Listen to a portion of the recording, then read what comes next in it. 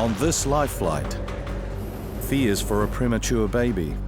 They use a lot of energy, burn a lot of sugar, and they just can't keep going for very long. Love on the rocks. They're about 150 metres up a sheer cliff. Yeah, it's getting pretty dark pretty fast. And a quad biking accident leaves a man confronting an unknown future. Which led to being, paralysed.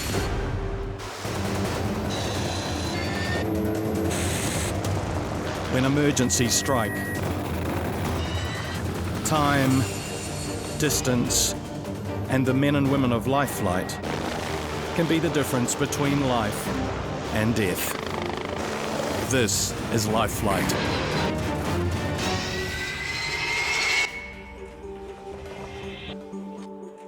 A quad biking accident during a team building exercise has left credit manager Brian with a broken back and fearing for his future. I've seen a lot of people who have had accidents that have affected their back, which led to be, paralysed. Brian was on the home straight when he drove up a bank and the quad bike tipped on him. Yep, it's us. I sure am pleased to be on the plane and I'm getting ready to go home. We are cleared for takeoff, lights are out. The quad bike accident left Brian with a fractured vertebra in his lower back. I was quite worried, away from home. It has life-threatening consequences. Pressurisation set. Altitude selector, 11,000 armed. After treatment in Rotorua Hospital, he is now being taken home to Masterton for ongoing care, but a 5-hour journey by road was considered too risky. LifeLight has made the trip in just over 45 minutes, giving Brian the best chance of protecting his back. Well, it has been a bit of a journey in terms of waiting first for a diagnosis of what the problem is. Right, beautiful. Thanks, Brian. All the best. Okay, thank you. Brian will be staying in Masterton Hospital until a physio plan is in place and his home can be adapted to help him through the long recovery. Meanwhile, the LifeLight plane is needed in Wellington. A fragile, premature baby is in need of help.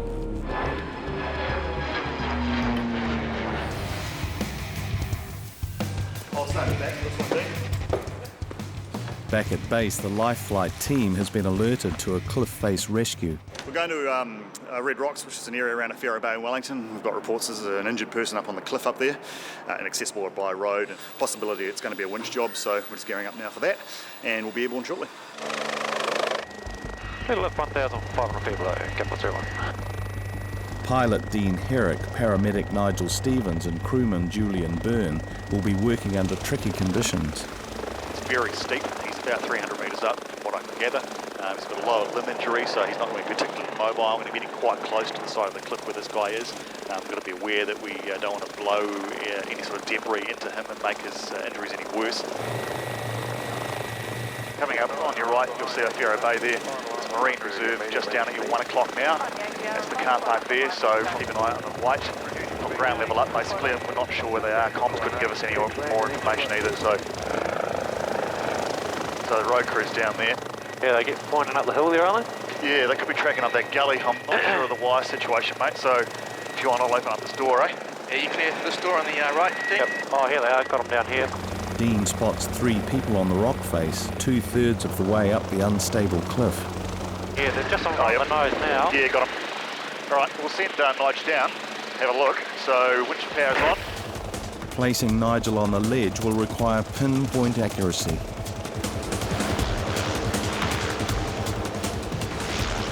Cleared land Vincent 01. Your Emperor's out. The fixed wing is returning to Wellington to help a premature baby who began having severe breathing difficulties soon after birth.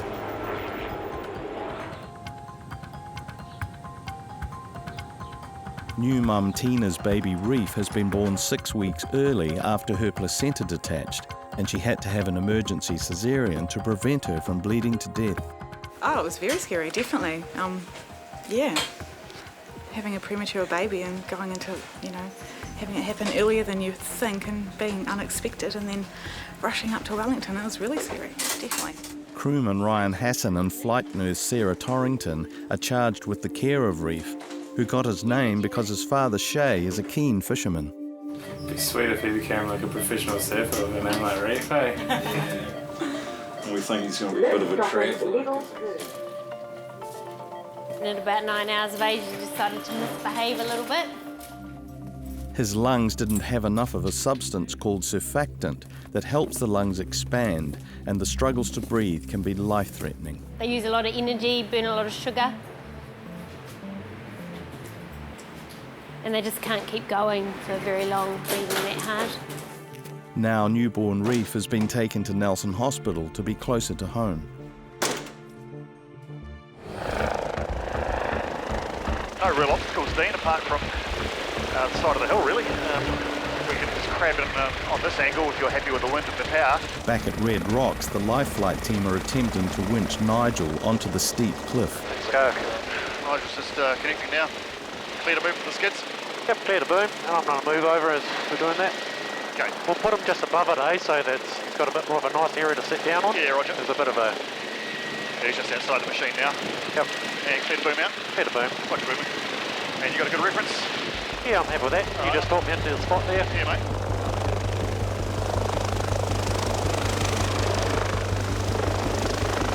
About 5 feet above the ground. And let's go left 3. Clear left 3. And it's good. He's on the ground now. Hook is clear to winch in an empty hook. Clear to winch. Nigel reaches the injured man, so Dean pilots the Westpac rescue chopper away from the cliff to reduce the risk of falling rocks. How much pain are you in? A lot. I'll just move out a bit. He may want us to send down the pack, so we might have to come back in, but Yep. The LifeLight team are attempting to rescue an injured man trapped 2/3 of the way up a steep cliff. you probably can't see from here, but they're about 150 metres up a sheer cliff. One of the concerns, of course, is fading light at the moment, so we want to get this done pretty quickly. E1 Wellington. Go ahead, Nigel. As you winch this guy up, just give me at least 5 minutes. Sorry, say again, so you're putting him in an nappy, you don't need any gear down? With the failing light, let's just get him up. Paramedic Nigel has to balance concerns about Luke's pain with the need to winch him while visibility is still good. I can't say it's not going to hurt, alright, but it's the best way to get out of here before we lose the light, alright? Anytime you do a winch, it's pretty risky stuff. The area is reasonably clear of obstacles, so we've just got to be a little bit careful. The main road are quite close to the side of the hills. You got any pins or needles? Any old sensation in the foot? Above your ankle? An inspection of the foot reveals the break is worse than Nigel first suspected. You heard a crack? Okay. I might just put splints around it, okay? E1 Wellington. Yeah, go ahead, Nigel. If Julian can just actually lower the vacuum splints down, that'd be awesome. Vacuum splints. A splint will protect the ankle and provide limited pain relief for now, but the equipment still has to be winched to the ground. Might want to mind, Nigel, we're losing a bit of light here, eh? Okay, you ready to go? Stand by. Yep. Just going to get this bag out the door. Yeah, I'm ready to go, mate. Yep, just offside a target, mate, so you got it. Roger that. Okay, you're well clear, tail road is well clear, main's well clear. And just go forward 4. Left 2. Left 1. Steady left. He's got it in hand, I'm just going to give him some slack. And hook is clear. Fiancée Sarah called 111 when the accident happened. The young couple are planning to be married in a few months. We'll get what you need, mate. Give it a shot. As soon as this is on, you'll notice a great relief, okay? Tom is to be Luke's best man at his wedding, but right now he's been roped in to help get Luke strapped up and off the cliff. Right, can we stand him up? We'll lean him against the cliff here, okay? Yeah, one from ground rescue. You happy doing the winch from where we are here? Yeah, it's getting pretty dark pretty fast. I'm just a little bit concerned about the rotor clearance on the left. Oh, little eyes go eek. In Wellington, the team are on their way to the LifeLight hangar. Baby Reef and his mum, Tina, have faced the possibility of dying from pregnancy complications. I had a placenta previa, grade 4, which means the placenta is attached to the bottom of my uterus, so a definite cesarean, and as I'm growing bigger, a very possible chance of tearing and bleeding and emergency cesarean, which is what happened 6 weeks prem. It's very scary. Hi, how are you? Yeah, good. Yourself? Yeah, good, thanks. Mum Tina and Dad Shay have had to deal with a crisis no parent would want to face. I find that it doesn't actually matter how critical they are, it feels like the end of the world for mums and dads, for them to end up in neonates. Reef needs continual monitoring to ensure his fragile condition doesn't deteriorate. You're exposed to the elements out here and things can go wrong, and you don't have all the backup of a whole intensive care unit behind you, so it's just you and the medical team and your LifeLight crew, so...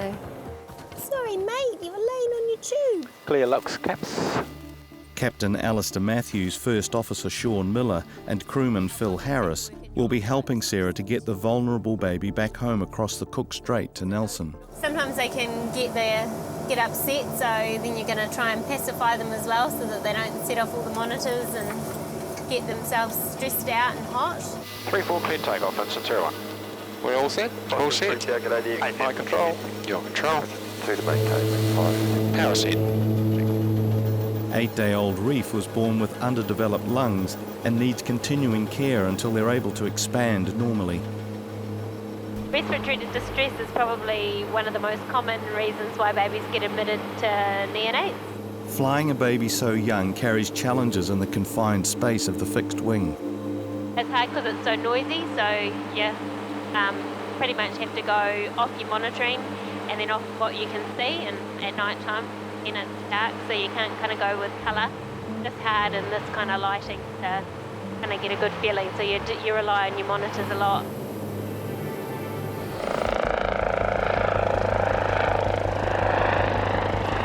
After you copy, are you ready now?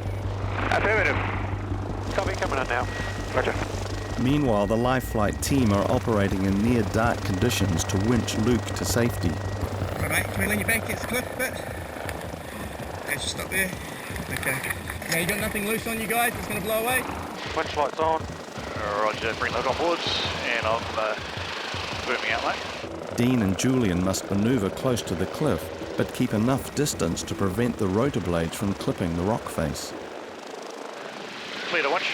Clear to winch. Roger, winching. Forward 3. Yeah, we're just drifting to the right there. If you're happy with the main rotor there, let's move left 4. Car rotor's well clear. Playing out some slack, he's got the hook in hand. And taking out the slack there. Clear to winch. Clear to winch. Roger, winching. Okay, they're coming up nicely, mate. You're clear to move to the right if you like. Yep.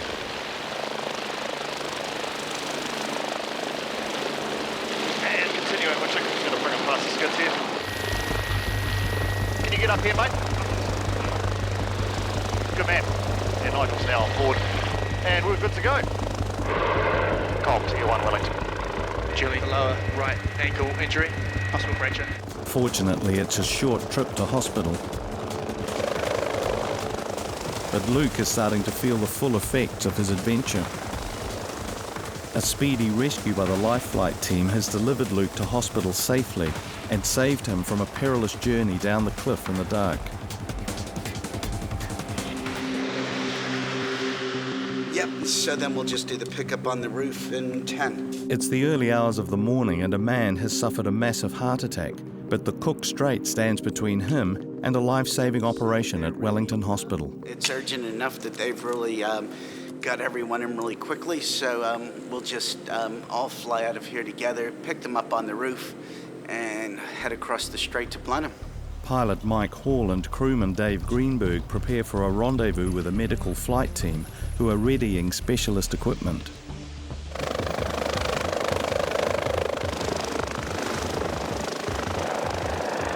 Capital 01 landing hospital. Hey, you guys all set? Yep. All good. All good, thanks. Flight nurse Helen Gardner and flight doctor Natasha McKay have more information about the critically ill patient. This is pretty serious. He's had a pretty big heart attack, but the thing that makes it more serious is that he's had this cardiac arrest as well, so his heart has stopped beating properly. So our main concern for this man is that he might have another cardiac arrest, go into another funny rhythm and his heart might stop again. That's probably the biggest concern at the moment, is that he may have another one of these cardiac arrests that we'll have to deal with in flight. Shut down. Thanks, Mike. Apologies it wasn't sooner.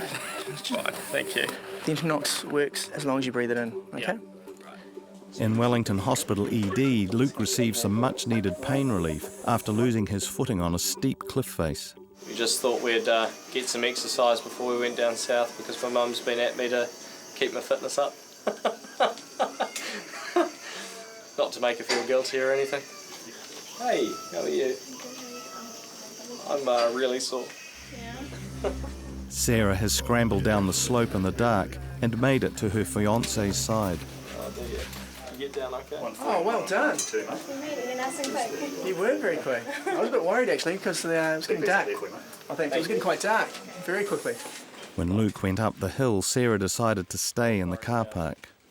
Sitting in the car watching. And then we saw him drop. I thought he was kidding because, you know, Luke. So he was like, joke, fell. And then his friend came rushing down after him, so we went up quite quick. We need to take both shoes off, okay? Oh! Hey, can you grab me some ice from that T2? It's in a chilli bin. Too bad of birth. Okay. Breathe in for us. Only X-rays can determine if Luke needs an operation to secure the bones in his leg. The movement in the ankle is it's hurting a lot. Oh, it's a bit cold out here, Joe, isn't it? Grandfather of 21 and keen golfer Joe suffered a heart attack at home and now has the all clear from Wairau Hospital in Blenheim to fly. Okay, a couple of bumps coming up. That's all the bumps. Okay, we've lost the signal. Cables or pads, probably? Paddle leads off. Okay. The defibrillator's not working and the team won't be able to shock Joe's heart back into a healthy rhythm mid-flight. Sorry, I'm going to make you all cold by doing this. I'm really sorry. Where the two plug in together, can you unplug and replug? That's where the problem is. The team work quickly to correct the issue, and with everything adjusted, they can get going. Yeah, good morning, Capital 01, just left the hospital, on the way to Wellington. It's a beautiful, smooth morning for flying, which is really good for the patient. None of the notorious bumps coming into Wellington. Capital 01, landed hospital. Joe has survived the journey from Blenheim, but they need to get him into the cath lab quickly to save his life. 1, 2, 3. Joe's wife of 56 years, Norma, is being supported by daughter Anne-Marie as she waits for information about her husband's condition. Just wipe it up.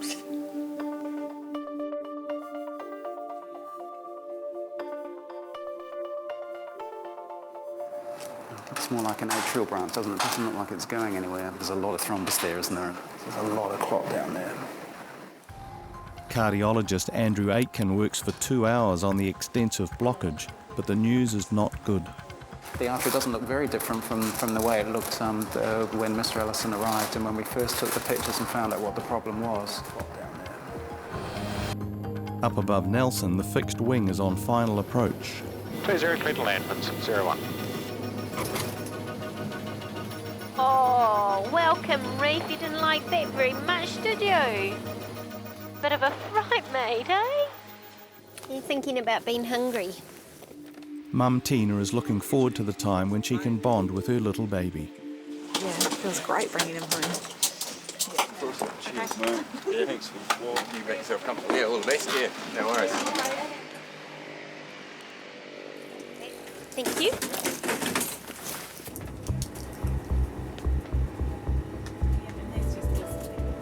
At Nelson Hospital, Dad Shay can finally relax. So I'm going to sleep pretty well tonight. Being on call and shift work can be challenging, but for Sarah, the reward of the job is seeing positive outcomes, just like baby Reef's. When you get home and you deliver your baby in good condition, or as best condition as it could be, it's good, it's a good day. Back in Wellington, nurse Lincoln Early has bad news for Luke. What he's done is, with the force that he's used in the rolling action, he's pushed both the bones out at the bottom and cracked both the bones there. So he's in essence got an unstable lower leg fracture. How much do you love your pants? I love them so much, but I could buy a new pair. The trousers are getting the chop to make way for Luke's temporary cast. He is now travelling to Hutt Hospital for surgery to insert 2 bolts and a plate into his ankle. He'll be on crutches for 8 weeks and physio for over 6 months, but the wedding is still on track.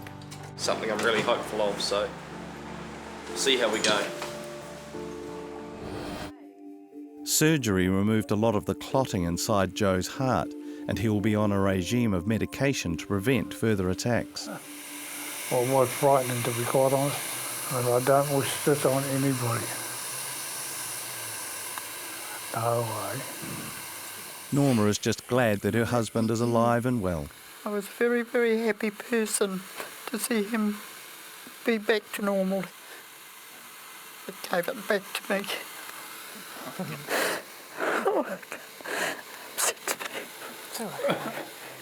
The Dawn Rescue has changed their lives, and daughter Anne-Marie has a plea for the public. Give the gift of life and support LifeLight Trust. If you can, it would be a great thing to do. 5 days later, Joe's well enough for LifeLight to fly the octogenarian back to his hometown of Picton, where he can continue his recovery and get back on the golf course. Can't thank people enough. Hospital, LifeLight Trust, especially my family, it's been amazing.